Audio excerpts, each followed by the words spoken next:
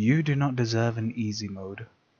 No matter how much you beg, you whinge, you complain, you demand that there be one put in there, a developer will never be obligated to cater to your needs. If you cannot face the challenge, the game is not for you. Most gamers tend to pride themselves on their perseverance, on their ability to be able to see an obstacle and overcome it, whether it is finally being able to get a decent winning streak in an online game, or whether it's able to fight that boss that is rather difficult but you figured out the perfect strategy. Satisfaction is what drives a gamer forward. But gamer journalists only seem to want gratification, for immediate pleasure, to just simply play a game and then say that they've beat it, so then they can go and talk about it, instead of persevering and overcoming a challenge. In fact, at the time of recording, if you go onto Sekiro Shadows Die Twice and go on to the recent news section on Steam, you will see that the first result is I beat the final boss with cheats and I feel fine. In my opinion, these journalists have not only cheated the game, but have also cheated themselves.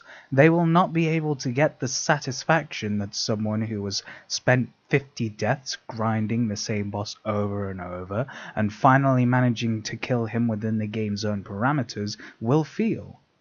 Instead, they will constantly have an annoying, nagging voice in the back of their heads, telling them that they used mods, that they exploited the game in an unfair way, that they cheated, that they went to easy mode. Unless, of course, they don't really care for the games, in which they'll just change to the next one.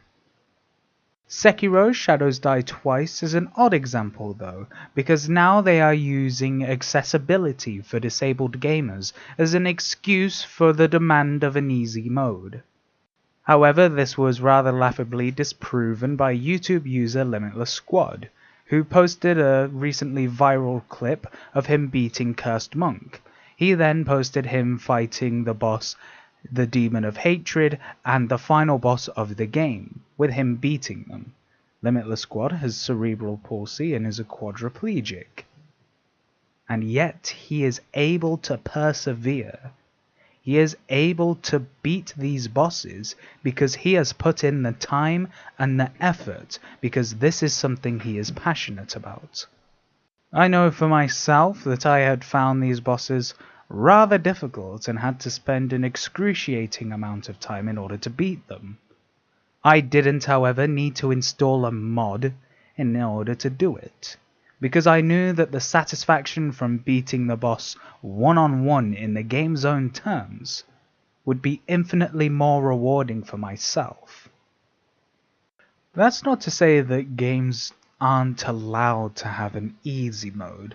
I just feel that it is indicative of a rather steep decline that we seem to be facing.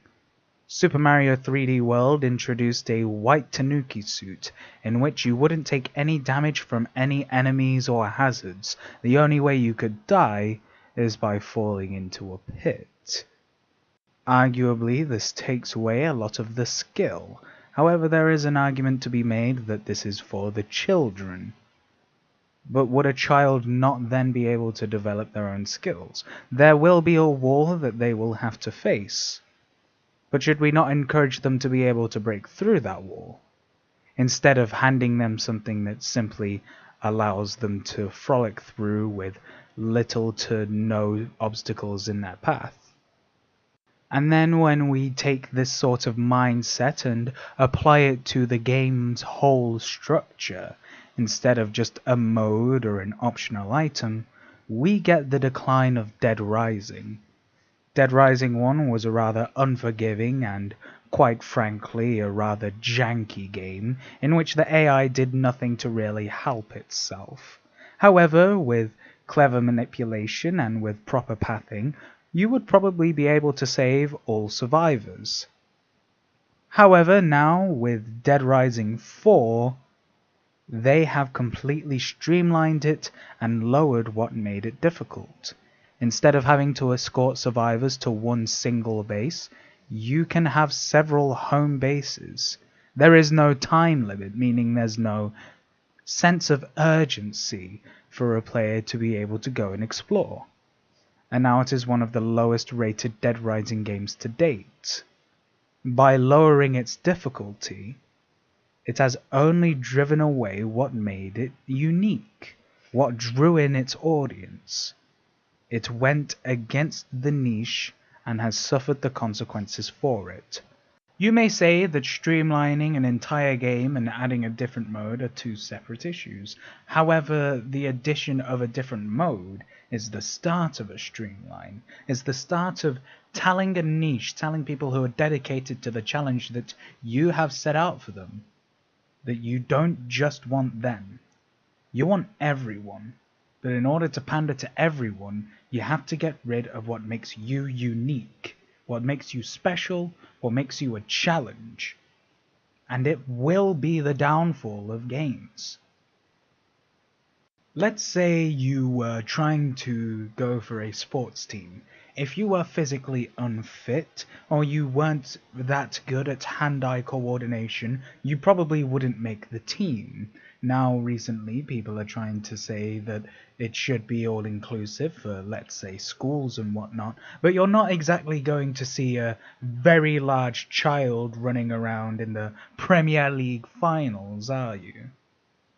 There is a skill level that people need to have, and it takes time and dedication to any activity in which you actively participate.